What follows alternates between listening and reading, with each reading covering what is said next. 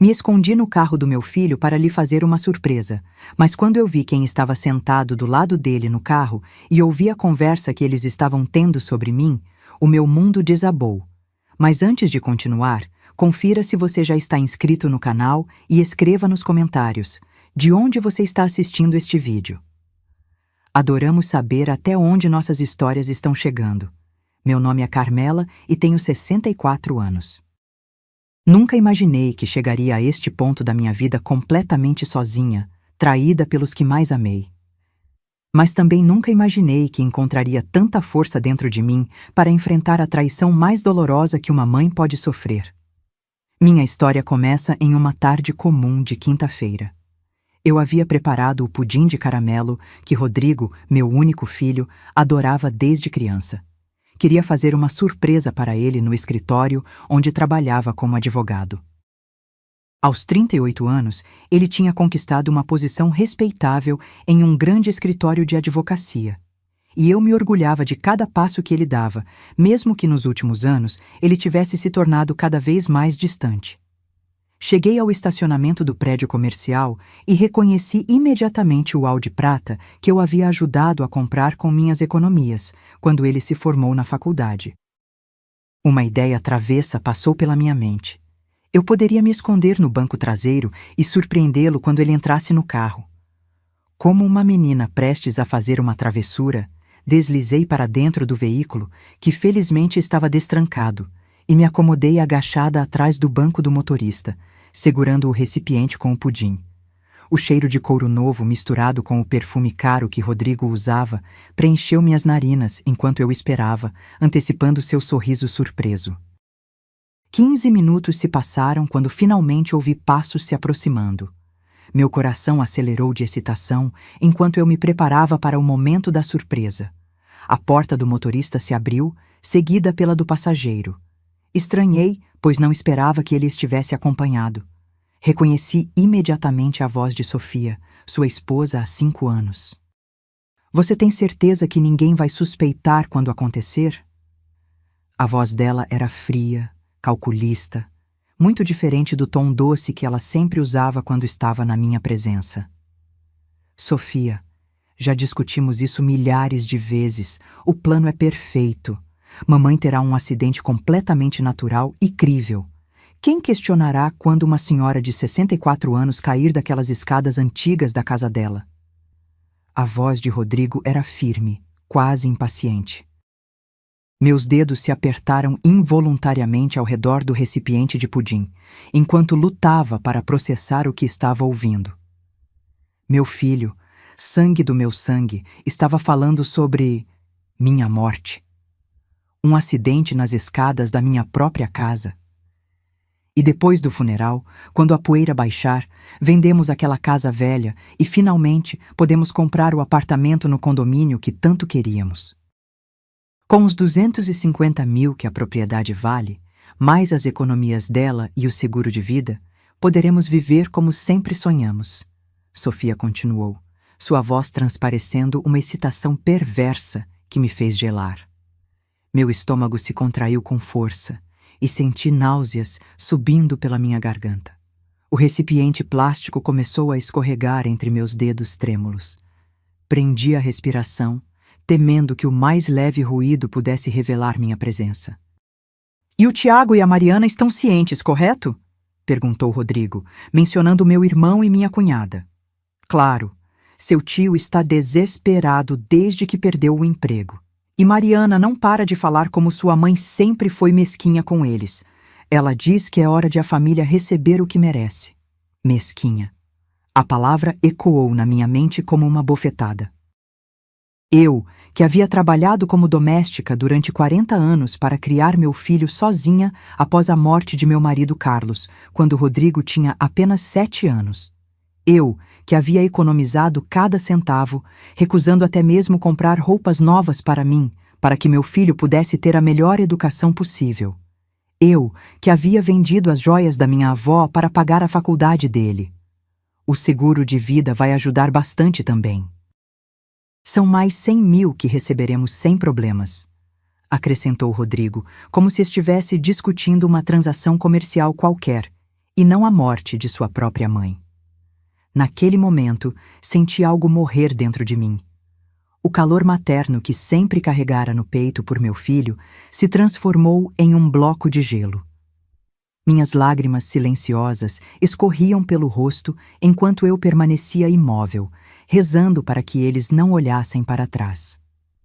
A conversa continuou por mais 10 minutos agonizantes. Eles discutiam friamente cada detalhe, o momento exato, como fazer parecer um acidente convincente, até como agiriam no funeral para parecerem de coração partido. Tinham planejado tudo, sem deixar nenhuma ponta solta. Quando finalmente saíram do carro para almoçar, permaneci agachada por mais alguns minutos, incapaz de me mover. Meu corpo inteiro tremia, não apenas de medo, mas de uma tristeza tão profunda que ameaçava me partir ao meio. A mãe amorosa e confiante que havia entrado naquele carro não existia mais. Em seu lugar estava uma mulher quebrada, traída pela própria carne. Saí do carro com pernas bambas, deixando o pudim no banco traseiro. Caminhei até meu velho Fiat sem realmente ver para onde ia, movida apenas pelo instinto de sobrevivência. Durante o caminho para casa, as lágrimas embaçavam minha visão, mas continuei dirigindo, agarrando-me ao volante como se fosse minha última âncora com a realidade. Ao chegar em casa, tranquei todas as portas e janelas, como se isso pudesse me proteger não apenas de ameaças externas, mas da dor que me consumia por dentro. Sentei-me à mesa da cozinha, aquela mesma mesa onde havia ajudado Rodrigo com sua lição de casa tantas vezes, onde havíamos compartilhado tantas refeições, tantas risadas, tantos sonhos. Peguei o porta-retratos com a foto dele na formatura. Seu sorriso brilhante, o orgulho nos olhos enquanto segurava o diploma, meu braço ao redor de seus ombros. Eu havia trabalhado em 3 casas diferentes para pagar aquela faculdade. Havia limpado banheiros, esfregado pisos, passado roupas até minhas mãos ficarem calejadas, tudo para que ele pudesse ter um futuro melhor que o meu. E agora, esse mesmo filho planejava me matar por dinheiro. A ironia amarga me fez soltar uma risada seca, que logo se transformou em soluços descontrolados. Por que, meu Deus? Em que momento meu menino doce se transformou nesse monstro frio e calculista? Quando o amor dele por mim foi substituído por essa ganância cruel? Enquanto a noite caía sobre a cidade, eu permanecia sentada naquela cozinha, perguntando-me o que fazer. Denunciar meu próprio filho à polícia? Confrontá-lo diretamente? Fugir? Nenhuma dessas opções parecia suportável. Como uma mãe denuncia o filho que carregou no ventre? Como se confronta alguém que planeja seu assassinato? Como se foge da própria família? Foi quando o telefone tocou, tirando-me do meu estupor doloroso. Era Rodrigo. Com voz trêmula, atendi. Mamãe, tudo bem com a senhora? Sua voz soava preocupada, mas agora eu podia ouvir a falsidade por trás de cada sílaba. Sim, filho, estou bem, respondi, surpresa com a firmeza da minha própria voz. Só estou ligando para confirmar nosso jantar de sábado. Sofia está ansiosa para te ver.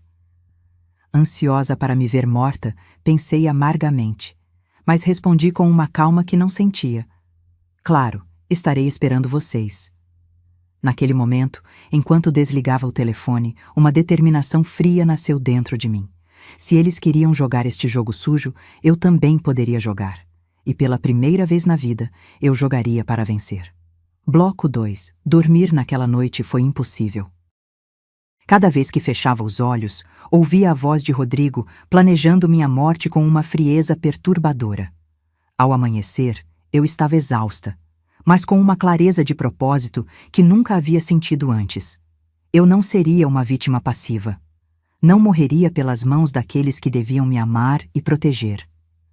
Meu primeiro passo foi entender completamente a profundidade da traição.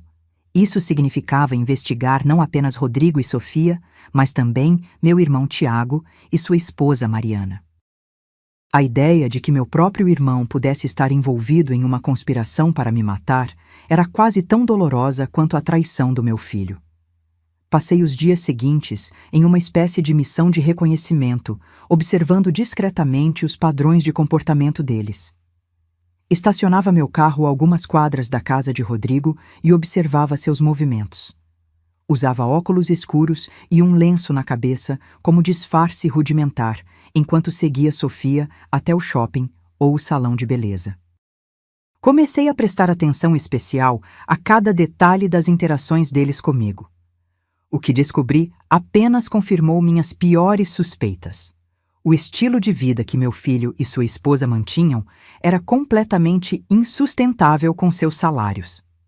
Rodrigo ganhava bem como advogado, cerca de 15 mil por mês, mas Sofia tinha deixado seu emprego como decoradora de interiores logo após o casamento. No entanto, viviam em um apartamento luxuoso no melhor bairro da cidade, com aluguel mensal de 7 mil. Sofia usava apenas roupas de grife e jantavam em restaurantes onde uma única refeição custava mais do que eu gastava em alimentação durante uma semana inteira. Durante uma visita casual à casa deles, aproveitei um momento em que ambos saíram da sala para dar uma olhada rápida na correspondência sobre a mesa de centro. Encontrei 3 notificações de cartões de crédito com pagamentos atrasados. O endividamento deles era muito maior do que eu imaginava. Deviam mais de 70 mil em empréstimos e cartões, com juros acumulando rapidamente. A pressão financeira os havia levado ao desespero, e eu representava a solução para todos os problemas.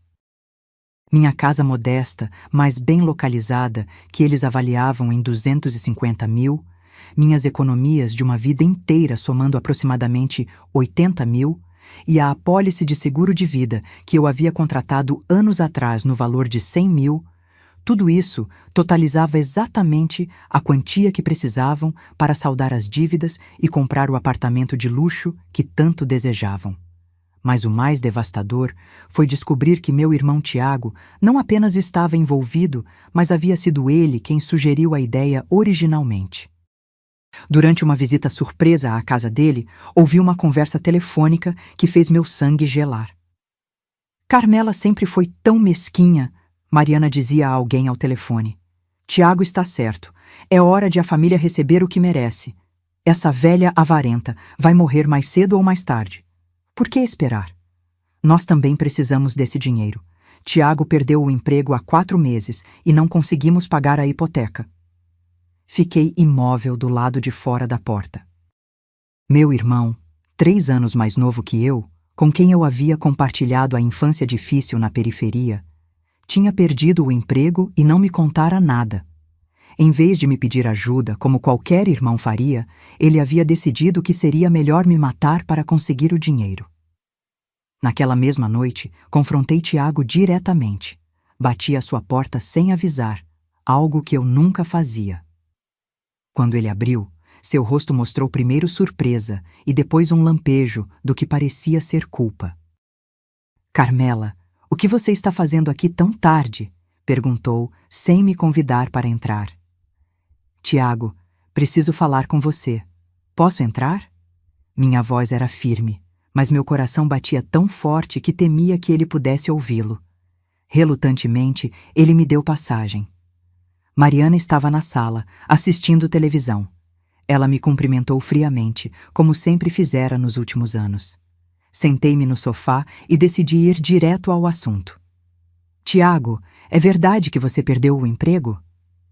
Seu rosto empalideceu. Ele trocou um olhar nervoso com Mariana, que imediatamente desligou a televisão. Como você soube disso? A voz dele estava carregada de defensividade. Não importa como eu soube. O que importa é que você é meu irmão, e você não me contou nada. Por que não me pediu ajuda? Novamente, aquele olhar entre eles, uma comunicação silenciosa que confirmou minhas piores suspeitas. Havia algo ensaiado naquela troca de olhares, como se tivessem se preparado para este momento. Carmela, você sempre teve seus próprios problemas. Não queríamos incomodar você. Mariana respondeu com um sorriso falso que não alcançava seus olhos frios. Sou sua irmã. Se você precisasse de ajuda, eu estaria disposta a ajudar. Tenho algumas economias. Foi nesse momento que vi algo terrível nos olhos do meu irmão. Não gratidão ou alívio, mas um ressentimento profundo e antigo. Algumas economias?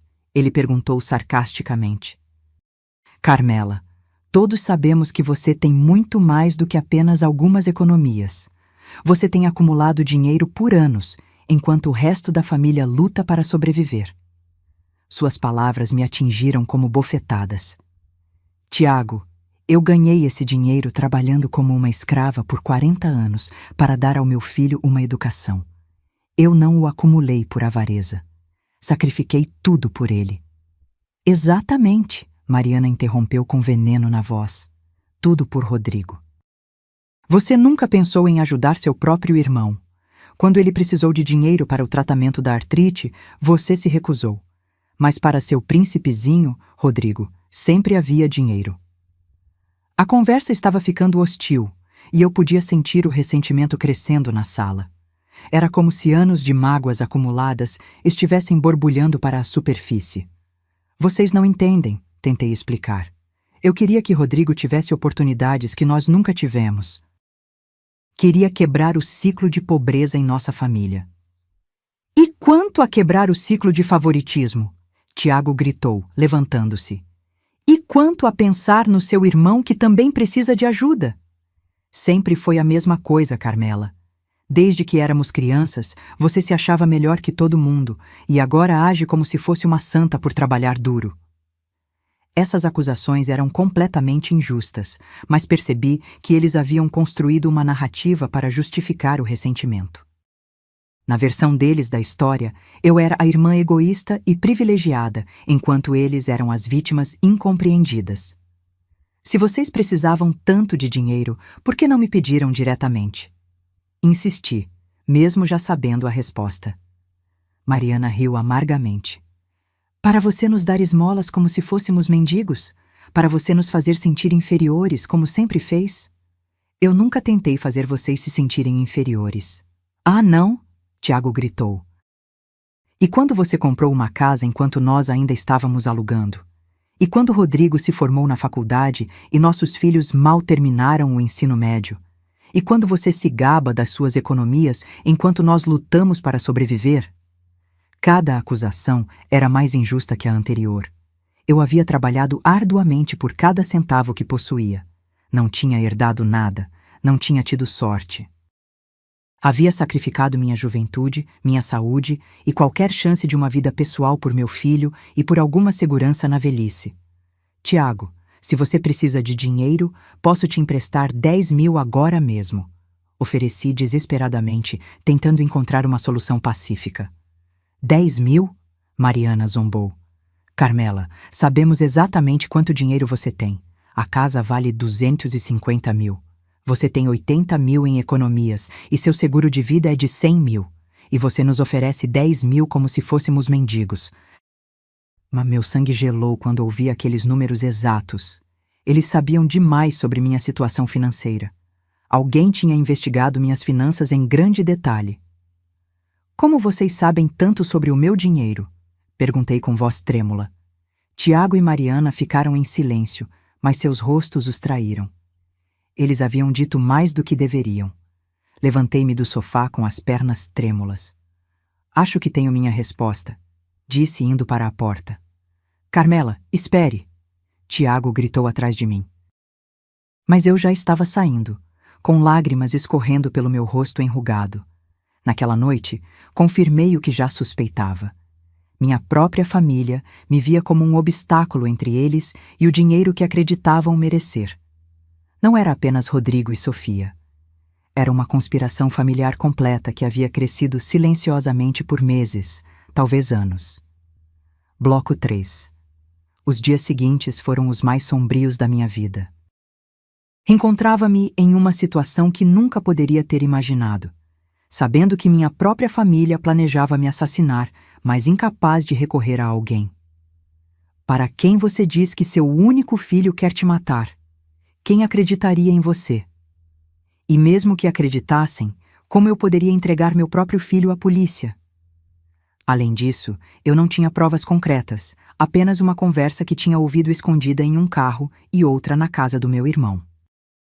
Precisava de mais evidências antes de tomar qualquer atitude.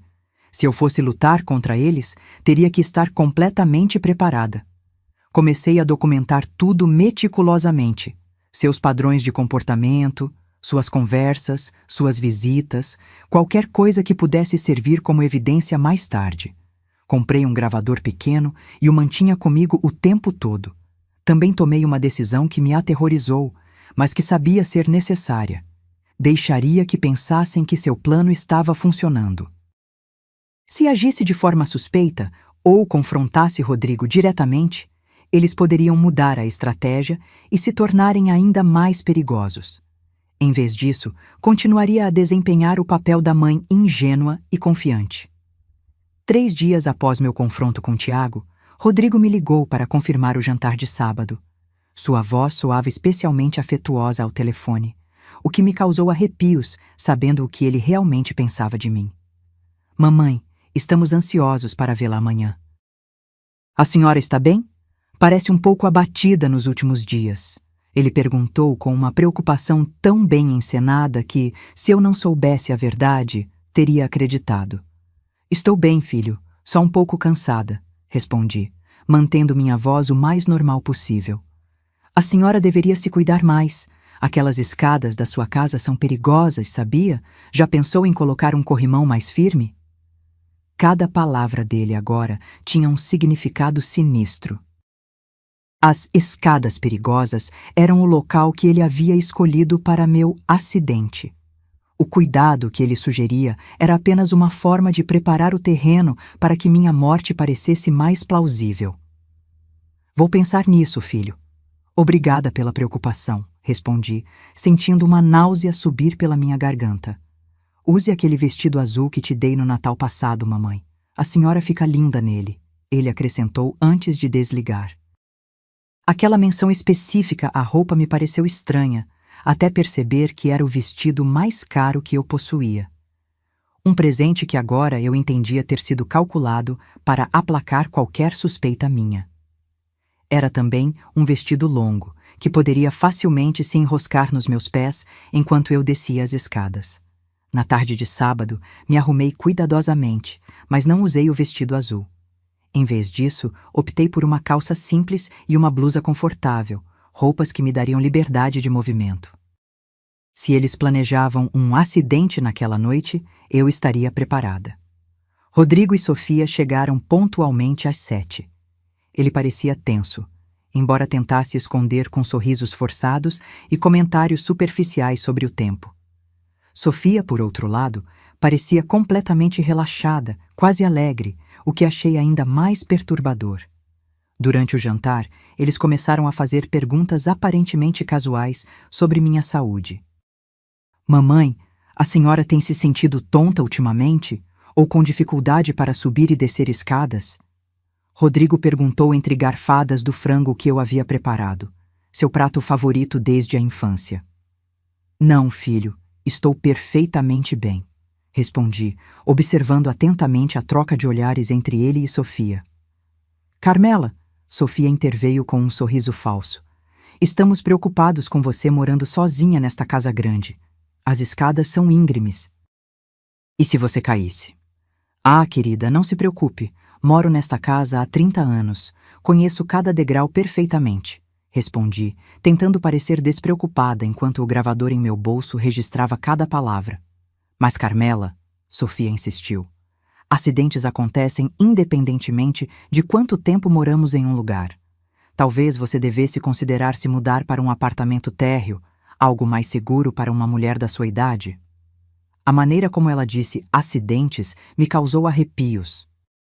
Era como se estivesse testando a palavra, vendo como soava em voz alta. E mamãe, Rodrigo continuou, a senhora já pensou em fazer um testamento? Sei que é desconfortável falar sobre essas coisas, mas é importante ter tudo em ordem. Ali estava, a verdadeira razão para este jantar. Eles queriam ter certeza de que o testamento estava atualizado antes de me matarem. Bem, eu tenho um testamento básico que fiz há alguns anos. Menti parcialmente. Estou deixando tudo para você, é claro. Vi Rodrigo e Sofia trocarem um olhar rápido de satisfação. Foi um olhar que durou apenas 1 segundo, mas foi o suficiente para confirmar todas as minhas suspeitas. Isso é bom, mamãe. mas talvez a senhora devesse revisá-lo com um advogado. As leis mudam e queremos ter certeza de que seus desejos serão cumpridos exatamente como a senhora quer. Rodrigo disse em um tom profissional. Na verdade, Sofia acrescentou, Rodrigo poderia te ajudar com isso. Já que ele é advogado, poderia garantir que tudo estivesse perfeito. A ironia era macabra. Meu filho, que planejava me matar, queria ser quem redigiria o testamento que o beneficiaria após minha morte. Depois do jantar, eles insistiram em me ajudar a limpar a cozinha, algo que raramente faziam. Enquanto guardávamos a louça, notei que Rodrigo examinava atentamente a escada que levava ao segundo andar. Mamãe, este degrau aqui parece um pouco solto, ele comentou, pressionando o terceiro degrau com o pé. E este tapete no topo da escada está um pouco desgastado nas bordas. A senhora poderia tropeçar facilmente. Cada comentário era como uma facada no meu coração. Ele não estava apenas planejando me matar, mas estava aqui na minha própria casa, calculando exatamente como fazê-lo. Quando finalmente se preparavam para ir embora, Sofia me abraçou mais forte e por mais tempo do que o normal.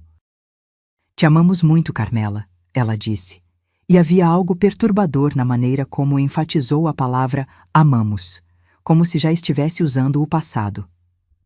Rodrigo também me abraçou e beijou minha testa, um gesto que costumava me dar conforto, mas que agora me fazia sentir como se estivesse recebendo o beijo de Judas. Mamãe, vamos marcar aquele almoço para a próxima semana? Só nós dois, como nos velhos tempos, ele sugeriu, já na porta. Claro, filho, respondi, forçando um sorriso. Seria maravilhoso. Depois que eles foram embora, fiquei sozinha com meus pensamentos sombrios.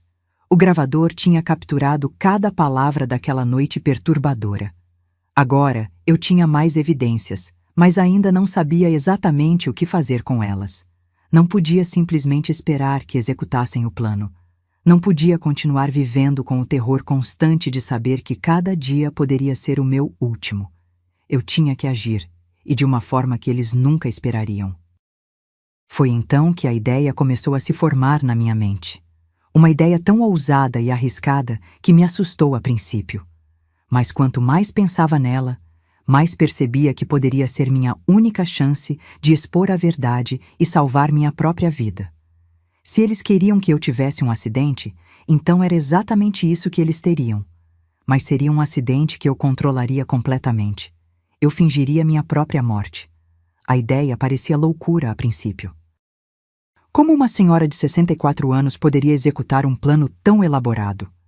Eu precisaria de ajuda, e só havia uma pessoa no mundo em quem eu confiava completamente: minha amiga Helena. Helena tinha 70 anos e havia sido enfermeira por 40 anos antes de se aposentar. Éramos amigas há mais de 2 décadas, desde que ela se mudara para a casa ao lado da minha. Se alguém podia me ajudar com este plano impossível, era ela, com seu conhecimento médico e sua lealdade inabalável. Na manhã seguinte, fui à casa dela com o coração batendo violentamente. Quando ela abriu a porta, seu rosto enrugado imediatamente registrou minha expressão perturbada. Carmela, o que aconteceu? Você parece ter visto um fantasma, ela disse, me convidando para entrar. Sentamos na cozinha dela, onde tínhamos compartilhado inúmeros cafés ao longo dos anos. Mas esta conversa seria diferente de todas as outras. Helena, o que vou te contar vai parecer loucura, mas preciso que você escute com atenção. Comecei, com a voz tremendo ligeiramente. E então contei tudo, desde a conversa que tinha ouvido no carro até o jantar sinistro, do confronto com meu irmão, às visitas estranhas à minha casa. Helena me ouviu em silêncio absoluto, mas vi sua expressão mudar de surpresa para o horror e finalmente para a indignação. Meu Deus, Carmela, isso é monstruoso, ela disse finalmente, segurando minhas mãos nas dela. Helena, eu preciso da sua ajuda. Tenho um plano, mas não posso fazê-lo sozinha. Bloco 4. Expliquei minha ideia a Helena com todos os detalhes que tinha conseguido formular até então. Eu fingiria minha própria morte de uma forma tão convincente que até mesmo os paramédicos acreditariam que eu tinha morrido. Helena, com sua experiência médica, poderia me ajudar a simular os sinais vitais de uma pessoa falecida por tempo suficiente para que me declarassem morta e começassem os procedimentos. Carmela, você percebe o quão perigoso isso é? Helena perguntou, a preocupação evidente em seu rosto enrugado. Se algo der errado, se eu não... Eu vou morrer de verdade, completei sua frase. Eu sei, mas ele já tem tudo planejado. É apenas uma questão de tempo até tentarem. Pelo menos desta forma, estarei no controle. Helena fechou os olhos, pensando intensamente. Suas mãos retrai-me, continue edit bloco 4. Expliquei minha ideia a Helena com todos os detalhes que tinha conseguido formular até então. Eu fingiria minha própria morte de uma forma tão convincente que até mesmo os paramédicos acreditariam que eu tinha morrido. Helena, com sua experiência médica, poderia me ajudar a simular os sinais vitais de uma pessoa falecida por tempo suficiente para que me declarassem morta e começassem os procedimentos. Carmela, você percebe o quão perigoso isso é? Helena perguntou, a preocupação evidente em seu rosto enrugado. Se algo der errado, se eu não... Eu vou morrer de verdade, completei sua frase. Eu sei, mas ele já tem tudo planejado. É apenas uma questão de tempo até tentarem. Pelo menos desta forma, estarei no controle. Helena fechou os olhos, pensando intensamente. Suas mãos, que seguravam as minhas, estavam trêmulas. Quando ela finalmente abriu os olhos, havia uma determinação que eu raramente tinha visto nela. Precisaríamos de medicamentos específicos, ela disse lentamente. Teríamos que calcular as doses com precisão absoluta, e o timing teria que ser perfeito. Então você vai me ajudar? Perguntei, segurando minha respiração enquanto aguardava sua resposta. Ela me olhou intensamente por vários segundos. Sim, ela finalmente disse. Mas vamos fazer da maneira mais segura possível. Nos dias seguintes, Helena e eu trabalhamos meticulosamente nos detalhes do plano. Ela ainda mantinha contatos no hospital, onde tinha trabalhado durante décadas, e conseguiu obter discretamente os medicamentos necessários. Também identificamos quem provavelmente seria o técnico de emergência médica que responderia à chamada, um jovem chamado Miguel, que tinha pouca experiência e não conseguiria detectar uma simulação sofisticada. O plano era complexo, mas viável. Eu tomaria uma combinação específica de substâncias que reduziria meus sinais vitais a níveis quase imperceptíveis, mas seguros. Helena estaria presente para encontrar meu corpo e ligar para os serviços de emergência. Quando os paramédicos chegassem, ela guiaria sutilmente a avaliação de forma que confirmassem minha morte, sem investigarem muito a fundo. Depois que eu fosse declarada morta, meu corpo seria levado para o hospital, onde um antigo colega de Helena, o Dr. Ramírez, que ainda devia favores a ela por situações do passado, concordou em nos ajudar sem fazer perguntas. Ele falsificaria o atestado de óbito e me permitiria ressuscitar, em particular, assim que os efeitos dos medicamentos passassem.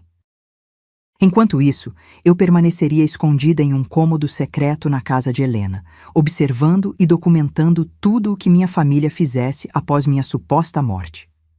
Instalamos câmeras discretas em pontos estratégicos da minha casa, do escritório de Rodrigo e até mesmo no carro de Sofia. Helena, apesar da idade avançada, revelou-se surpreendentemente habilidosa com tecnologia. Meu sobrinho me ensinou tudo sobre essas coisinhas, ela disse com um sorriso travesso enquanto instalava uma microcâmera do tamanho de um botão no abajur da minha sala de estar. Nunca se sabe quando você vai precisar espionar alguém. A parte mais desafiadora do plano era o aspecto legal e logístico. Precisávamos garantir que não haveria autópsia, o que significava que minha morte teria que parecer completamente natural e esperada para uma mulher da minha idade. Helena sugeriu simular um ataque cardíaco, algo comum e raramente investigado em pessoas mais velhas sem histórico prévio de problemas cardíacos. 2 semanas após começarmos a planejar, decidimos que estávamos prontas. Escolhemos uma terça-feira, quando sabíamos que Rodrigo estaria em um importante compromisso no tribunal e não poderia ser imediatamente contatado. Isso nos daria tempo extra para garantir que tudo corresse conforme planejado. Na manhã de terça-feira, acordei me sentindo estranhamente calma. Depois de semanas de terror constante, eu finalmente tomaria as rédeas da situação. Vesti-me cuidadosamente, escolhendo roupas simples, mas dignas. Uma saia cinza que chegava aos joelhos e uma blusa azul clara, minha cor favorita. Prendi meu cabelo grisalho em um coque baixo e até passei um batom suave. Se eu ia morrer, queria parecer digna. Helena chegou às 10 da manhã com uma pequena maleta médica.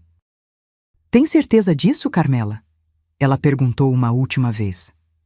"Absolutamente certa", respondi, sentindo uma determinação que não experimentava desde que havia decidido, sozinha e contra a opinião de todos, criar meu filho após a morte de Carlos.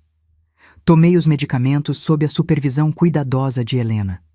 O gosto era amargo e desagradável, mas engoli sem reclamar. "Quanto tempo até fazer efeito?" perguntei, sentando-me na poltrona da sala. "Entre 15 e 20 minutos", Helena respondeu, verificando seu relógio. "Você sentirá sonolência primeiro. Depois, sua respiração se tornará mais lenta e seu pulso diminuirá drasticamente. Será como um sono muito profundo, mas você estará consciente." Os minutos seguintes foram os mais longos da minha vida. Helena monitorava constantemente meus sinais vitais, anotando cada alteração em um pequeno caderno. Gradualmente, comecei a sentir como se estivesse flutuando, desconectada do meu próprio corpo. Era uma sensação estranha. Eu podia ouvir tudo ao meu redor, mas não conseguia responder ou me mover. "Carmela, você pode me ouvir?" Helena perguntou, inclinando-se sobre mim. Eu queria responder, mas minha voz não saía. Era como se eu estivesse presa dentro do meu próprio corpo. Por um momento, o pânico ameaçou me dominar, mas respirei profundamente, ou pelo menos tentei, e me forcei a manter a calma. "Perfeito", Helena murmurou, verificando meu pulso. "Seus sinais vitais estão exatamente onde precisamos que estejam. Agora vou ligar para a emergência." Ouvi o som do telefone sendo discado e Helena começando a desempenhar o papel mais importante de sua vida. "Por favor, venham rápido." Sua voz estava embargada por um choro que soava genuíno. "Encontrei minha vizinha inconsciente. Acho que ela está... Oh, meu Deus! Acho que ela está morta! Ela não está respirando!" Enquanto esperávamos, Helena me posicionou cuidadosamente no chão da sala, arrumando meu corpo em uma posição natural para alguém que havia sofrido um ataque cardíaco. "Tudo vai ficar bem, Carmela", ela sussurrou em meu ouvido. "Em algumas horas, isso terá acabado e teremos todas as evidências de que precisamos." Ouvi a sirene se aproximando e meu coração teria acelerado se eu tivesse qualquer controle sobre ele. Este era o momento crucial. Se algo desse errado, se os paramédicos fossem mais experientes do que esperávamos, se houvesse algum detalhe que tivéssemos negligenciado, todo o plano desmoronaria. Os paramédicos entraram na minha casa com seu equipamento e, do meu estado semiconsciente, pude ouvir fragmentos da avaliação. Mulher de 64 anos, não responsiva, não detecta o pulso, respiração imperceptível. "Há quanto tempo ela está assim?" "Encontrei-a há alguns minutos", Helena respondeu, sua voz quebrada pelo que parecia ser genuína angústia. "Vim visitar e a porta estava destrancada. A encontrei assim no chão. Senti mãos tocando meu pescoço, meu pulso, abrindo minhas pálpebras. Era uma sensação estranha. Eu estava consciente de tudo, mas completamente imóvel. Ouvi o som do desfibrilador sendo preparado, mas depois de um momento, ele foi desligado. Depois de vários minutos de avaliação, ouvi as palavras que eu estava esperando e temendo simultaneamente. Sinto muito, senhora. Sua amiga faleceu. Todos os sinais indicam um ataque cardíaco. Nesta idade, acontece muito rápido. Oficialmente, Carmela estava morta. Agora começava a parte mais difícil do plano: observar como minha família reagiria à notícia da minha morte. Acordei desorientada no quarto de hóspedes da casa de Helena, com a boca seca como palha e o corpo pesado como chumbo. Os efeitos dos medicamentos estavam passando gradualmente, mas ainda me sentia fraca e ligeiramente tonta. Helena estava sentada ao meu lado, monitorando minha recuperação com o mesmo cuidado profissional que havia demonstrado durante minha morte. "Como você se sente?" ela perguntou, me ajudando a sentar lentamente. "Como se tivesse realmente morrido", respondi com a voz rouca. "Funcionou perfeitamente", ela disse com um sorriso cansado. "Eles a declararam morta oficialmente. O atestado de óbito já está assinado. Segundo os registros médicos e legais, Carmela faleceu ontem às 11h27 da manhã de um ataque cardíaco fulminante." A realidade do que havíamos feito me atingiu com toda a força. Legalmente, eu não existia mais. Era uma fantasma, livre para observar como minha família reagiria sem que eles soubessem que eu estava assistindo a tudo. "Você ligou para Rodrigo?" perguntei, embora a pergunta me causasse dor física. "Sim, liguei para ele ontem à tarde depois que a levaram para o hospital. A reação dele foi reveladora." Helena me mostrou seu celular, onde havia gravado a conversa. Com mãos trêmulas, reproduziu o áudio. "Rodrigo, é Helena, a vizinha da sua mãe. Tenho uma notícia muito triste. Sua mãe faleceu esta manhã." Houve um silêncio que durou vários segundos. Quando ele finalmente falou, sua voz não soava chocada ou devastada. Soava aliviada. "Oh, meu Deus, o que aconteceu?" ele perguntou, mas havia algo forçado em seu tom de suposto choque. "Foi um ataque cardíaco. Eu a encontrei em casa. O médico disse que foi rápido, que ela não sofreu." "Entendo. Obrigado por me avisar, Helena. Sofia e eu iremos imediatamente para cuidar de tudo." "Rodrigo, sinto muito." "Sim, é uma perda terrível, mas mamãe não andava muito bem de saúde ultimamente. Acho que era o momento dela." Aquela mentira sobre meus supostos problemas de saúde me atingiu como uma facada. Ele estava construindo uma narrativa para justificar minha morte antes mesmo que alguém fizesse perguntas. Depois de ouvir a gravação, não consegui conter as lágrimas. A frieza na voz dele, a facilidade com que aceitou a notícia, a mentira sobre minha saúde, tudo confirmava que eles realmente haviam planejado minha morte. "Há mais", Helena disse suavemente. "Instalei câmeras em sua casa antes da sua morte. Queria capturar a reação deles quando fossem buscar suas coisas." Ela me mostrou seu laptop, onde tinha acesso às câmeras em tempo real. Na tela, eu podia ver minha própria sala de estar, vazia e silenciosa. Era estranho ver minha casa desta perspectiva, sabendo que ela não era mais tecnicamente meu lar. "Quando você acha que eles virão?" perguntei. "Provavelmente hoje. As pessoas geralmente não esperam muito para revirar os pertences dos falecidos, especialmente quando há dinheiro envolvido." Não tivemos que esperar muito. Por volta das 3 da tarde, ouvimos o som de chaves na fechadura da minha casa. Rodrigo, Sofia, Tiago e Mariana entraram juntos, como uma equipe bem coordenada. O que vi em seguida me partiu o coração em 1000 pedaços. Bloco 5. Não havia lágrimas, nem luto, nem sequer um momento de silêncio respeitoso ao entrarem na casa onde eu havia vivido por 30 anos. Eles imediatamente começaram a avaliar meus pertences como se estivessem em um leilão. "Finalmente", Mariana disse com evidente alívio na voz. "Pensei que este dia nunca chegaria." "Mariana, por favor", Rodrigo a repreendeu, mas seu tom era mais de cautela do que de genuína indignação. "Acabamos de perder minha mãe." "Ah, Rodrigo, pare com esse sentimentalismo agora", Sofia disse com uma frieza que me fez estremecer. "Todos sabemos que isso era necessário. Sua mãe viveu a vida dela. Agora podemos viver a nossa." Tiago já estava abrindo gavetas na cozinha, procurando documentos importantes. Onde você acha que ela guardava os papéis do banco? Precisamos encontrar as informações das contas. Verifique a escrivaninha no quarto dela, Rodrigo sugeriu. Mamãe sempre foi muito organizada com esses papéis.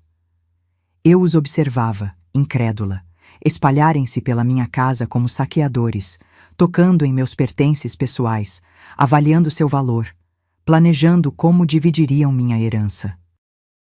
Era como assistir à minha vida sendo desmontada peça por pessoas que deveriam honrar minha memória. Sofia encontrou minha caixa de joias e começou a examinar cada peça. Este colar de pérolas deve valer alguma coisa. E este broche de ouro, mesmo sendo antiquado, pode ter valor para algum colecionador. Valor para colecionador não vai pagar nossas contas, Mariana disse sarcasticamente. É melhor você se concentrar no que realmente vale dinheiro. Rodrigo encontrou meus documentos financeiros na gaveta da escrivaninha, exatamente onde eu sempre os mantive. Aqui estão: conta poupança no Banco Nacional, 83 mil. Conta corrente, 12 mil. E aqui está a apólice de seguro de vida. Quanto é o seguro? Tiago perguntou ansiosamente. 100 mil. Beneficiário exclusivo, Rodrigo Ferreira. Meu filho leu em voz alta. Perfeito, Sofia disse com satisfação. Com isso, mais o dinheiro das contas, mais o que conseguirmos com a venda da casa, teremos o suficiente para comprar o apartamento e pagar todas as nossas dívidas. E nós vamos receber nossa parte, certo? Mariana perguntou em um tom ameaçador. Claro, Rodrigo respondeu rapidamente. Como combinamos, 25% para vocês. Ouvir minha família negociar a divisão da minha herança enquanto meu corpo supostamente ainda estava fresco no necrotério era mais doloroso do que eu poderia ter imaginado. Mas o pior ainda estava por vir. Tiago encontrou uma foto de família na minha mesa de cabeceira. Uma das poucas fotos onde todos nós aparecíamos juntos, tirada no aniversário de 80 anos da minha mãe, pouco antes dela falecer. Em vez de mostrar qualquer emoção ao vê-la, ele a jogou diretamente na lixeira. Não precisamos guardar essas coisas sentimentais, ele disse com desprezo. Tiago está certo, Sofia confirmou. Precisamos ser práticos. Vamos vender a casa rapidamente, então não podemos nos sobrecarregar com tranqueiras inúteis. Mas foi Mariana quem disse as palavras que mais me feriram. Sinceramente, estou surpresa que ela tenha demorado tanto para morrer. Com a teimosia que tinha, pensei que viveria até os 90 só para nos contrariar. Todos riram. Eles riram da minha morte, da minha suposta teimosia por ter vivido tanto tempo. Naquele momento, qualquer dúvida que eu pudesse ter sobre a justiça do meu plano desapareceu completamente. Rodrigo pegou seu celular e começou a fazer ligações. Imobiliária Torres? É Rodrigo Ferreira. Preciso que vocês venham avaliar uma casa para venda rápida. Sim, é urgente. A proprietária faleceu ontem. Queremos colocá-la no mercado esta semana mesmo. Eles nem haviam planejado um funeral digno para mim. Quando Sofia perguntou sobre os arranjos funerários, Rodrigo respondeu: cremação simples, sem velório, sem cerimônia, é mais barato e mais rápido. E se as pessoas perguntarem por que não houve velório? Tiago questionou. Diremos que foi o último desejo dela, que ela queria algo simples e privado. Rodrigo respondeu sem hesitar. Eles estavam me roubando até mesmo a dignidade na morte. Não haveria oportunidade para meus poucos amigos se despedirem. Não haveria reconhecimento da minha vida de sacrifícios. Nada além de uma cremação anônima e rápida para apagar qualquer vestígio da minha existência. Eles passaram 4 horas na minha casa, catalogando cada objeto de valor, planejando a venda, distribuindo meus pertences como se fossem espólios de guerra. Quando finalmente saíram, meu lar havia sido completamente violado. Naquela noite, enquanto assistia às gravações repetidamente, tomei minha decisão final. Não bastava expor a conspiração para assassinato. Eu tinha que fazê-los pagar por cada palavra cruel, por cada momento de frieza, por cada pedaço da minha vida que tinham destruído com sua ganância. Helena, eu disse com determinação renovada. Preciso que você me ajude com a segunda parte do plano. O que você tem em mente? Ela perguntou, embora pela expressão em seu rosto eu soubesse que ela já havia adivinhado que seria algo dramático. Vou ressuscitar no momento mais humilhante possível para todos eles, e quando eu o fizer, vou garantir que o mundo inteiro saiba exatamente que tipo de pessoas eles realmente são. Os dias seguintes foram uma montanha-russa emocional que me levou da mais profunda raiva a uma determinação de aço que eu não sabia que possuía. Do meu esconderijo na casa de Helena, continuei a observar cada movimento da minha família através das câmeras, documentando cada conversa cruel, cada decisão impiedosa que tomavam sobre minha suposta herança. Helena havia instalado câmeras adicionais em locais estratégicos, o escritório de Rodrigo, a casa de Tiago, até mesmo no carro de Sofia. Sua experiência como enfermeira a havia ensinado a ser extremamente meticulosa, e essa meticulosidade se transferiu perfeitamente para nossa operação de vigilância. Carmela, você precisa ver isto, Helena me disse na manhã do quarto dia, apontando para a tela do laptop. Rodrigo está no escritório falando com alguém ao telefone. Na gravação, eu podia ver meu filho sentado em sua mesa, falando com um sorriso que me revirava o estômago. Sim, senhor. Monteiro, entendo que é um processo rápido para o seguro de vida quando a morte é por causas naturais. Exato. Um ataque cardíaco. Não houve autópsia. O médico atestou que era completamente normal para uma mulher da idade dela. Quanto tempo para o pagamento? 1 semana? Perfeito. O tom completamente despreocupado dele me chocou. Não havia traço de dor, nem mesmo do desconforto que se esperaria de alguém que acabara de perder a mãe. Ele soava como um empresário fechando um negócio rotineiro. Depois que desligou, imediatamente discou outro número. Sofia, sou eu. Boas notícias. O seguro será processado esta semana. 100 mil limpos. Sim, já liguei para a imobiliária. Eles vêm amanhã avaliar a casa. O quê? Não tive tempo para sentimentalismos. Temos que ser práticos. Essa última frase partiu meu coração. Sua mãe havia morrido há apenas 4 dias, e ele não tinha tempo para sentimentalismos. Mas o que realmente consolidou minha decisão para a fase final do plano foi uma conversa que capturamos na mesma tarde entre Sofia e Mariana em um café no centro da cidade. Sabe qual é a melhor parte disso tudo? Sofia disse, tomando um expresso. Que finalmente nos livramos desse fardo. Rodrigo sempre se sentia culpado por não visitá-la mais, por não dar mais dinheiro a ela. Agora, ele pode viver a vida dele sem essa pressão constante. Com certeza, Mariana respondeu entusiasticamente. E o melhor é que ninguém jamais suspeitará de nada. Foi um plano perfeito. Uma senhora de 64 anos morrendo de ataque cardíaco. Quem vai questionar isso? Exatamente. E agora todos nós ganhamos. Vocês podem quitar a hipoteca, Rodrigo e eu podemos comprar o apartamento dos nossos sonhos e eu finalmente posso parar de fingir que gostava daquela velha amargurada. Ouvir Sofia me chamar de velha amargurada depois de anos em que eu a tratei como a filha que nunca tive foi a gota d'água.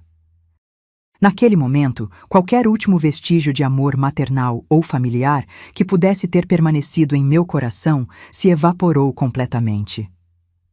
Helena, eu disse naquela noite. Você tem contatos na mídia, não é? Alguns. Por quê? Porque quero que minha ressurreição seja pública.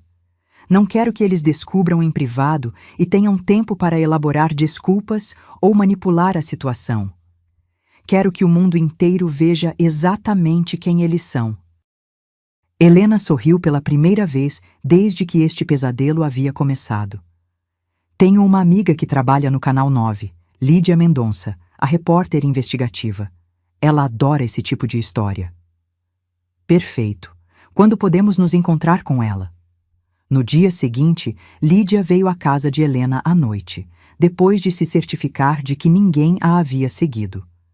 Era uma mulher de aproximadamente 50 anos, com olhos penetrantes e aquela energia que caracteriza os bons jornalistas. Senhora. Carmela, ela disse depois que explicamos toda a situação. Isso é absolutamente incrível. Se a senhora tiver as evidências que diz ter, esta poderia ser a reportagem do ano. Mostrei a ela os vídeos e gravações de áudio que havíamos compilado nos dias anteriores. Observei-a fazer anotações furiosamente enquanto ouvia as conversas da minha família, e sua expressão mudou de ceticismo profissional para genuína indignação. Isso é monstruoso, ela murmurou depois de assistir à gravação onde Mariana sugeria que eles estavam esperando pela minha morte há anos. E eles planejaram ter uma reunião para dividir oficialmente a herança, acrescentei. Como a senhora sabe disso? Lídia perguntou. Rodrigo sempre foi muito formal com questões legais. Quando éramos apenas nós dois, ele me dizia que, se algo acontecesse com qualquer membro da família, deveríamos ter uma reunião formal para ler o testamento e distribuir os bens. Ele disse que era a coisa civilizada a se fazer. Quando a senhora acha que será essa reunião? Provavelmente neste sábado. É quando todos costumam estar disponíveis. Lídia fechou seu caderno e olhou diretamente nos meus olhos. Senhora Carmela, se fizermos isso, não há como voltar atrás. Uma vez que for ao ar, sua vida e a vida da sua família mudarão para sempre. Elas já mudaram para sempre no dia em que eles decidiram me matar por dinheiro, respondi sem hesitação. Agora, quero que o mundo inteiro saiba que tipo de pessoas eles realmente são. Bloco 6. Nos dias seguintes, Lídia e sua equipe prepararam tudo para o que ela chamou de a ressurreição mais dramática da história da televisão regional. Eles instalaram câmeras adicionais na minha casa, coordenaram com o departamento de polícia para ter oficiais prontos para prender minha família por conspiração, e até entraram em contato com um juiz para estar presente durante a revelação. O plano era simples, mas devastador. Minha família se reuniria na minha casa na tarde de sábado para a leitura oficial do testamento. Enquanto estivessem discutindo como dividir minha herança, eu apareceria na porta da frente, acompanhada pelas câmeras de televisão, pela polícia e por todas as evidências da conspiração deles. Na sexta-feira à noite, conseguimos interceptar uma ligação de Rodrigo para todos os membros da família confirmando a reunião. Amanhã, às 15h na casa da mamãe, ele disse a cada um. Tragam seus documentos porque o advogado precisará verificar a identidade dos herdeiros legais. Aquela mentira sobre o advogado me enfureceu. Não havia advogado algum. Eles tinham inventado essa desculpa para fazer a reunião parecer mais oficial e legal. Naquela noite, mal consegui dormir. Mas não foi por nervosismo, foi por antecipação. Depois de dias de dor, traição e humilhação, eu finalmente conseguiria justiça. Mais do que justiça, eu conseguiria algo ainda mais satisfatório. A verdade exposta para que todos vissem. Na manhã de sábado, me arrumei com cuidado especial. Vesti o mesmo vestido azul que Rodrigo havia sugerido que eu usasse no nosso último jantar. Uma ironia que me deu uma satisfação perversa. Prendi meu cabelo em um coque elegante e até passei uma maquiagem leve. Se eu ia ressuscitar dos mortos, queria parecer absolutamente radiante. Você está pronta para isso? Helena perguntou enquanto verificava o equipamento de gravação uma última vez. Estou pronta desde o momento em que ouvi meu filho planejando minha morte, respondi com uma calma que me surpreendeu. Hoje, eles vão descobrir que Carmela não é tão fácil de matar. Lídia chegou com sua equipe de filmagem às 14h. As câmeras escondidas mostram que eles já estão chegando na sua casa, ela me informou. Seu irmão e sua cunhada acabaram de chegar. Seu filho e sua nora estão estacionando agora.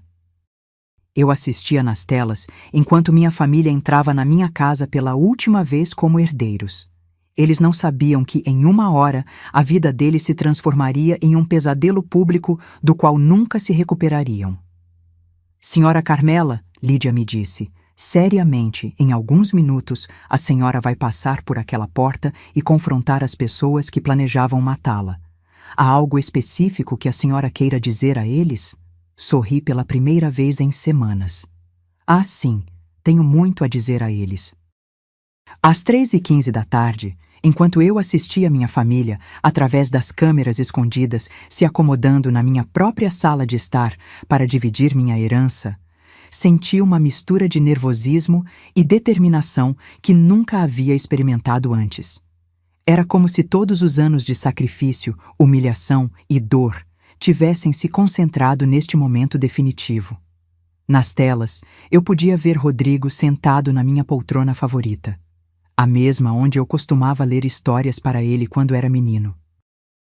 Ele tinha uma pasta com documentos nas mãos e uma expressão de satisfação que me revirava o estômago. Sofia estava ao lado dele, usando um vestido novo que provavelmente custara mais do que eu gastava em roupas em um ano inteiro. Tiago e Mariana ocupavam o sofá, e eu podia ver a ganância nos olhos deles, enquanto esperavam para ouvir os valores exatos da minha herança. Bem, Rodrigo começou em um tom solene, mas claramente falso. Estamos aqui para discutir a distribuição dos bens da minha mãe. Como todos sabem, ela me nomeou único herdeiro em seu testamento. Mas como família, concordamos em fazer uma distribuição mais equitativa. Por que você não lê os números exatos para nós? Mariana sugeriu, impaciente. Lídia tocou no meu ombro. É o momento perfeito, senhora Carmela. Eles estão falando exatamente sobre o que esperávamos. Respirei fundo e caminhei em direção à porta da minha própria casa, acompanhada por 2 cinegrafistas, um técnico de som, 2 policiais e a repórter mais determinada que já conheci. Meu coração batia tão forte que pensei que todo o bairro poderia ouvi-lo. Você está gravando? Perguntei ao cinegrafista principal. Sim, senhora, estamos ao vivo. Essas palavras me deram o último impulso de coragem que eu precisava. Milhares de pessoas estavam prestes a testemunhar a justiça mais poética de suas vidas. Coloquei minha chave na fechadura e a girei lentamente. O som metálico ecoou por toda a casa e imediatamente ouvi as conversas na sala de estar cessarem. Você ouviu isso? A voz nervosa de Mariana perguntou. Deve ser o vento, Tiago respondeu, mas sua voz soava apreensiva. Abri a porta e entrei diretamente na sala de estar, onde minha família estava sentada, discutindo como gastar o dinheiro da minha morte. As câmeras de televisão me seguiram, capturando cada segundo do que estava prestes a se tornar o momento mais dramático da vida deles. Quando a par, retry, M, continue edit, 2, equals 2, bloco 6. Nos dias seguintes, Lídia e sua equipe prepararam tudo para o que ela chamou de a ressurreição mais dramática da história da televisão regional. Eles instalaram câmeras adicionais na minha casa, coordenaram com o departamento de polícia para ter oficiais prontos para prender minha família por conspiração, e até entraram em contato com um juiz para estar presente durante a revelação. O plano era simples, mas devastador. Minha família se reuniria na minha casa na tarde de sábado para a leitura oficial do testamento. Enquanto estivessem discutindo como dividir minha herança, eu apareceria na porta da frente, acompanhada pelas câmeras de televisão, pela polícia e por todas as evidências da conspiração deles. Na sexta-feira à noite, conseguimos interceptar uma ligação de Rodrigo para todos os membros da família confirmando a reunião. Amanhã, às 3 da tarde na casa da mamãe, ele disse a cada um. Tragam seus documentos porque o advogado precisará verificar a identidade dos herdeiros legais. Aquela mentira sobre o advogado me enfureceu. Não havia advogado algum. Eles tinham inventado essa desculpa para fazer a reunião parecer mais oficial e legal. Naquela noite, mal consegui dormir. Mas não foi por nervosismo, foi por antecipação. Depois de dias de dor, traição e humilhação, eu finalmente conseguiria justiça. Mais do que justiça, eu conseguiria algo ainda mais satisfatório. A verdade exposta para que todos vissem. Na manhã de sábado, me arrumei com cuidado especial. Vesti o mesmo vestido azul que Rodrigo havia sugerido que eu usasse no nosso último jantar. Uma ironia que me deu uma satisfação perversa. Prendi meu cabelo em um coque elegante e até passei uma maquiagem leve. Se eu ia ressuscitar dos mortos, queria parecer absolutamente radiante. Você está pronta para isso? Helena perguntou enquanto verificava o equipamento de gravação uma última vez. Estou pronta desde o momento em que ouvi meu filho planejando minha morte, respondi com uma calma que me surpreendeu. Hoje, eles vão descobrir que Carmela não é tão fácil de matar. Lídia chegou com sua equipe de filmagem às 2 da tarde. As câmeras escondidas mostram que eles já estão chegando na sua casa, ela me informou. Seu irmão e sua cunhada acabaram de chegar. Seu filho e sua nora estão estacionando agora. Eu assistia nas telas enquanto minha família entrava na minha casa pela última vez como herdeiros. Eles não sabiam que, em 1 hora, a vida deles se transformaria em um pesadelo público do qual nunca se recuperariam. Senhora Carmela, Lídia me disse, seriamente, em alguns minutos, a senhora vai passar por aquela porta e confrontar as pessoas que planejavam matá-la. Há algo específico que a senhora queira dizer a eles? Sorri pela primeira vez em semanas. Ah, sim, tenho muito a dizer a eles. Às 3h15 da tarde, enquanto eu assistia minha família, através das câmeras escondidas, se acomodando na minha própria sala de estar para dividir minha herança, senti uma mistura de nervosismo e determinação que nunca havia experimentado antes. Era como se todos os anos de sacrifício, humilhação e dor tivessem se concentrado neste momento definitivo. Nas telas, eu podia ver Rodrigo sentado na minha poltrona favorita, a mesma onde eu costumava ler histórias para ele quando era menino. Ele tinha uma pasta com documentos nas mãos e uma expressão de satisfação que me revirava o estômago. Sofia estava ao lado dele, usando um vestido novo que provavelmente custara mais do que eu gastava em roupas em um ano inteiro. Tiago e Mariana ocupavam o sofá e eu podia ver a ganância nos olhos deles enquanto esperavam para ouvir os valores exatos da minha herança. Bem, Rodrigo começou em um tom solene, mas claramente falso. Estamos aqui para discutir a distribuição dos bens da minha mãe. Como todos sabem, ela me nomeou único herdeiro em seu testamento. Mas como família, concordamos em fazer uma distribuição mais equitativa. Por que você não lê os números exatos para nós? Mariana sugeriu, impaciente. Lídia tocou no meu ombro. É o momento perfeito, senhora Carmela. Eles estão falando exatamente sobre o que esperávamos. Respirei fundo e caminhei em direção à porta da minha própria casa, acompanhada por 2 cinegrafistas, um técnico de som, 2 policiais e a repórter mais determinada que já conheci. Meu coração batia tão forte que pensei que todo o bairro poderia ouvi-lo. Você está gravando? Perguntei ao cinegrafista principal. Sim, senhora, estamos ao vivo. Essas palavras me deram o último impulso de coragem que eu precisava. Milhares de pessoas estavam prestes a testemunhar a justiça mais poética de suas vidas. Coloquei minha chave na fechadura e a girei lentamente. O som metálico ecoou por toda a casa e imediatamente ouvi as conversas na sala de estar cessarem. Você ouviu isso? A voz nervosa de Mariana perguntou. Deve ser o vento, Tiago respondeu, mas sua voz soava apreensiva. Abri a porta e entrei diretamente na sala de estar, onde minha família estava sentada, discutindo como gastar o dinheiro da minha morte. As câmeras de televisão me seguiram, capturando cada segundo do que estava prestes a se tornar o momento mais dramático da vida deles. Quando apareci na porta da sala, o silêncio que se seguiu foi absoluto. Sofia foi a primeira a me ver. Seu rosto se tornou instantaneamente pálido, como se tivesse visto um fantasma, o que, de certa forma, ela havia. Soltou um grito agudo que provavelmente foi ouvido na rua inteira. Meu Deus, não pode ser! Rodrigo se levantou da poltrona tão abruptamente que derrubou todos os documentos no chão.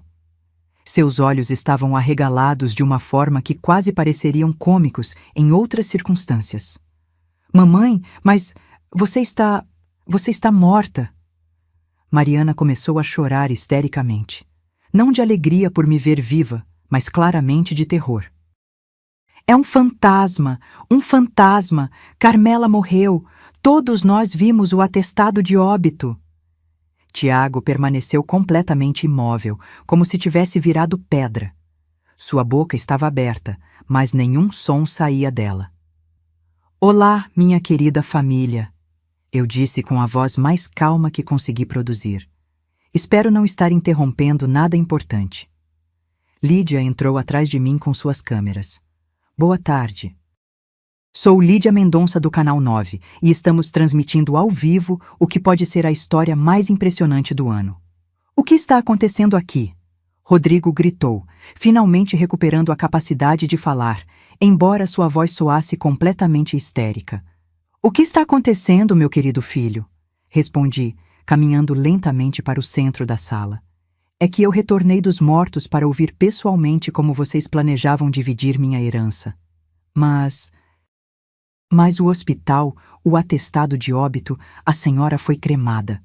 Sofia gaguejou, visivelmente tremendo. Ah, sim, a cremação! Sorri com satisfação. Que interessante que você mencionou isso, Sofia.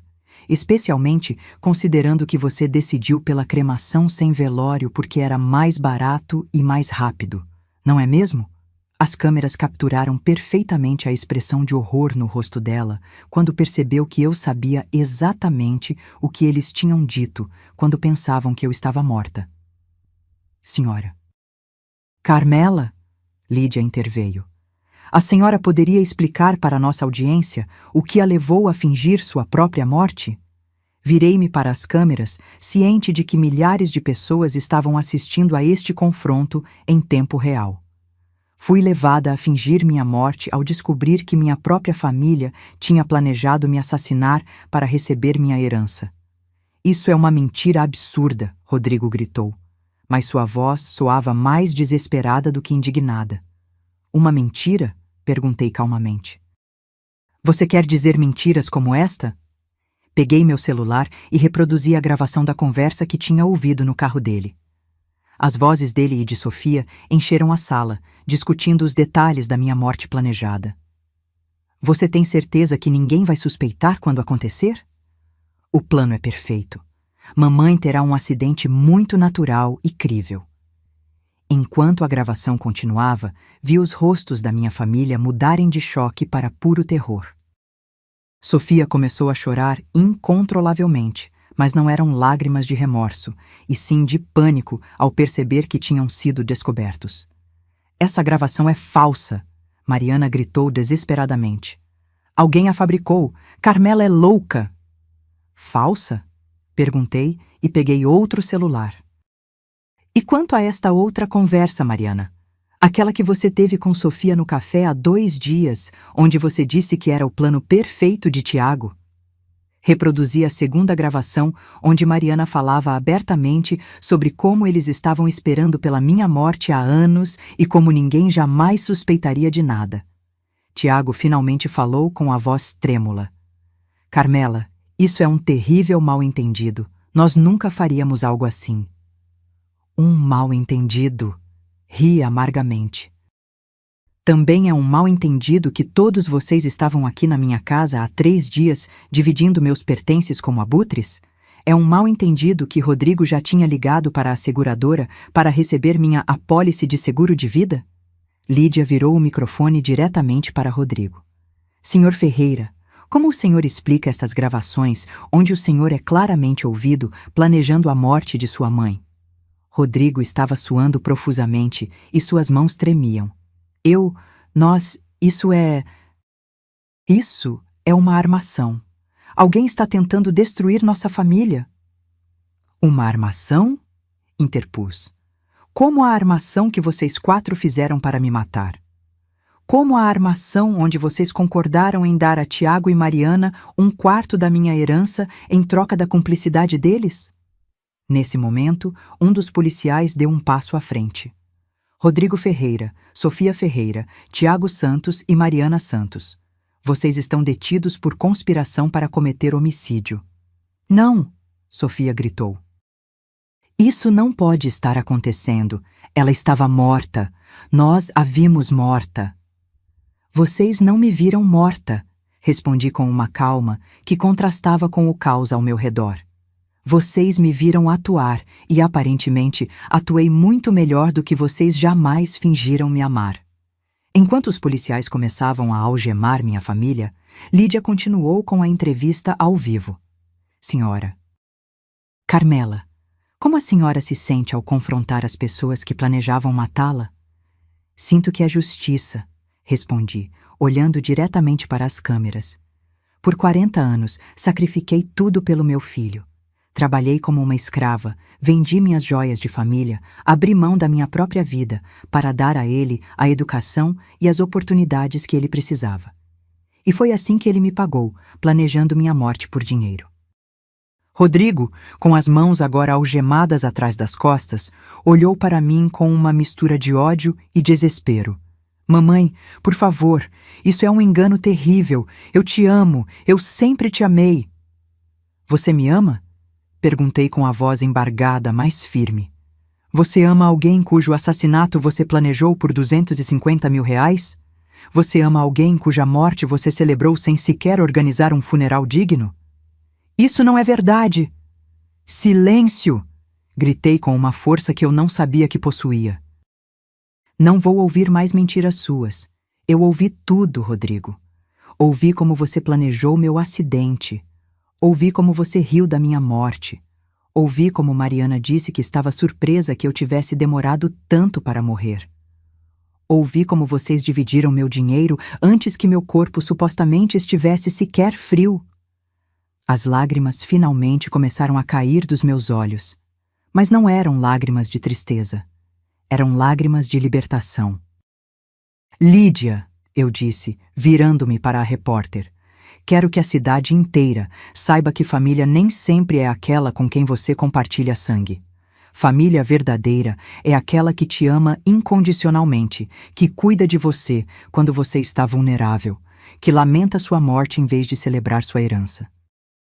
Enquanto os policiais levavam meu filho, minha nora, meu irmão e minha cunhada embora, Rodrigo gritou para mim da porta. Isso não acabou, mamãe.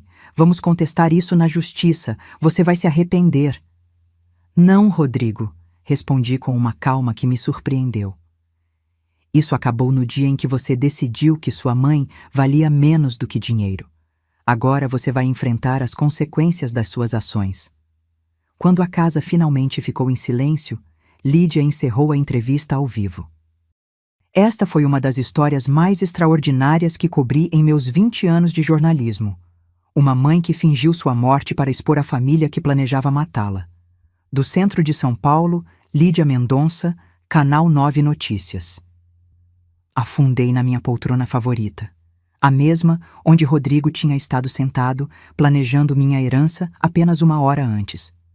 Pela primeira vez em semanas, senti-me verdadeiramente em paz. Helena entrou e se sentou ao meu lado. Como você se sente? Como se eu finalmente tivesse acordado do pior pesadelo da minha vida, respondi.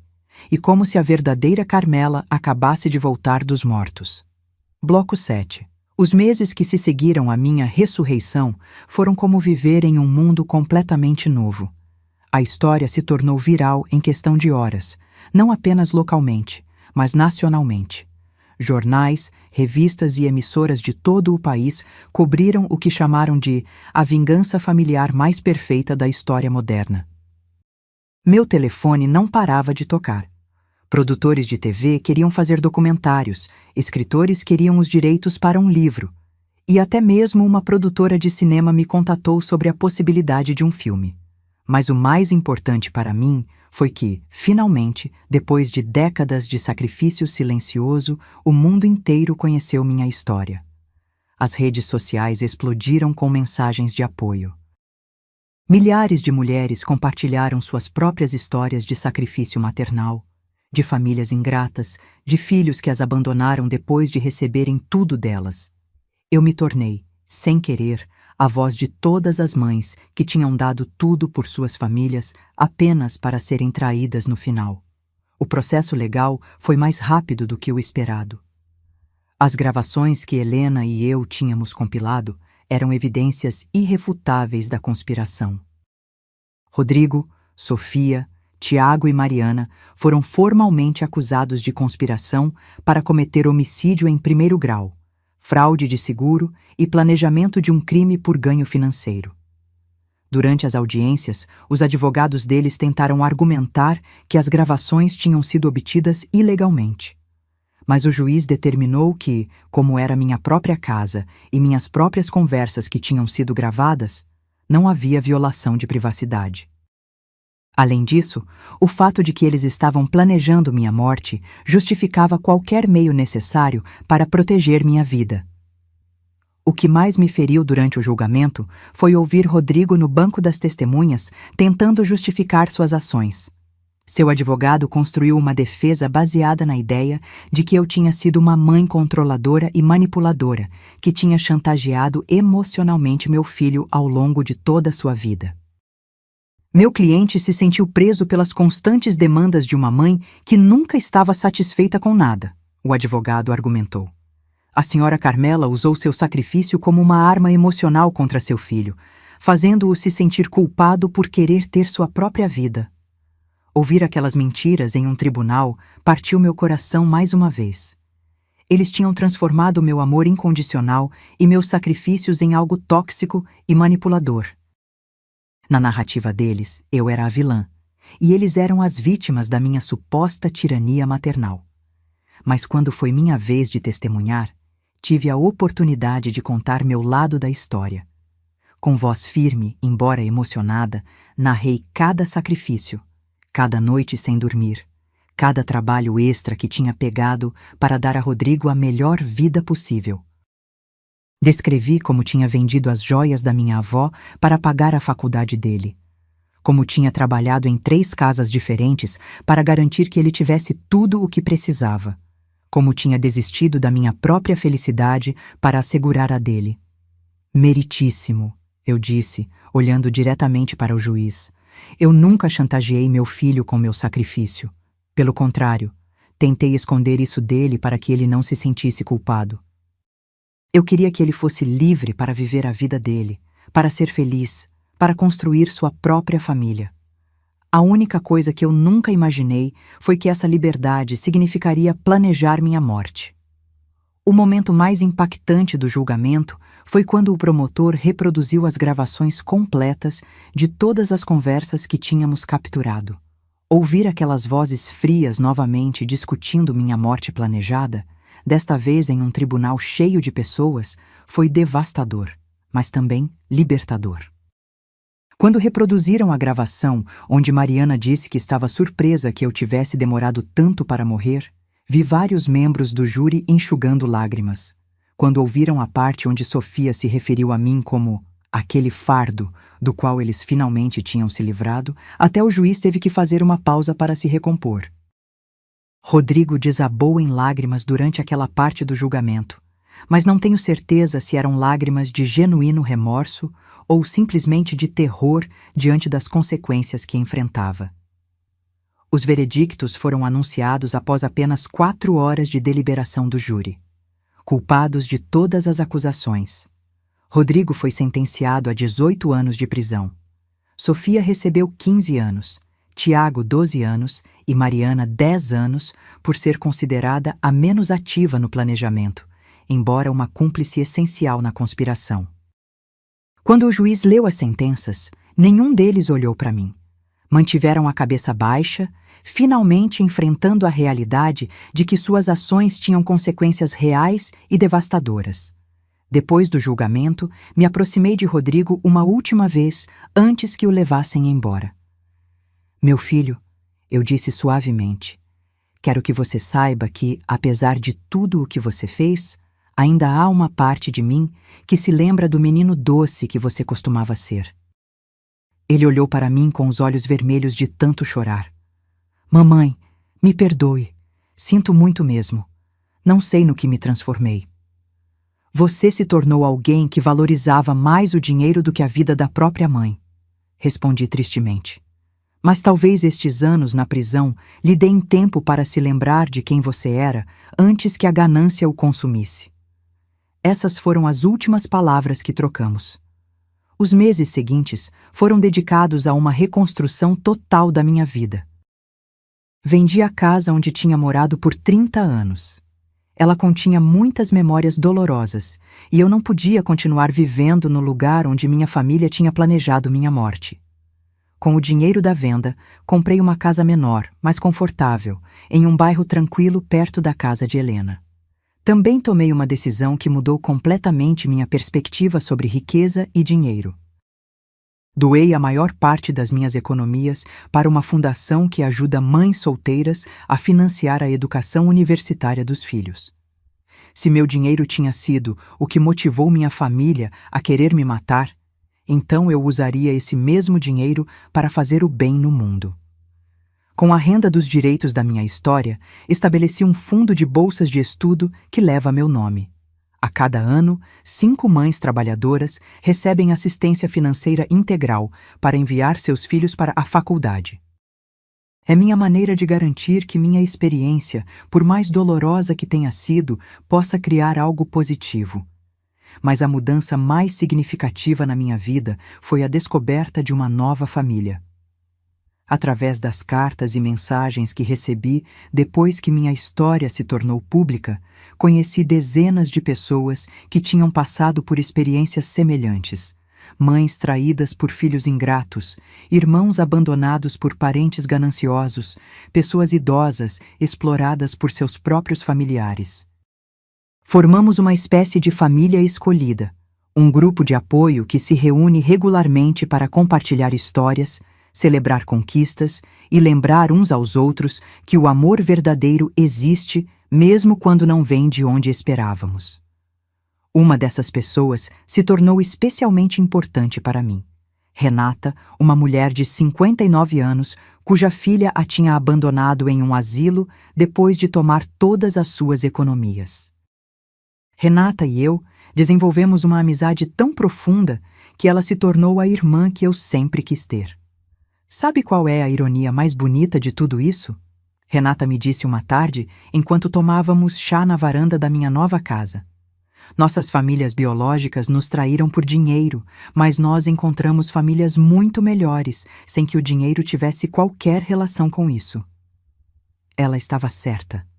Minha nova vida estava repleta de pessoas que me amavam por quem eu era, não pelo que eu tinha.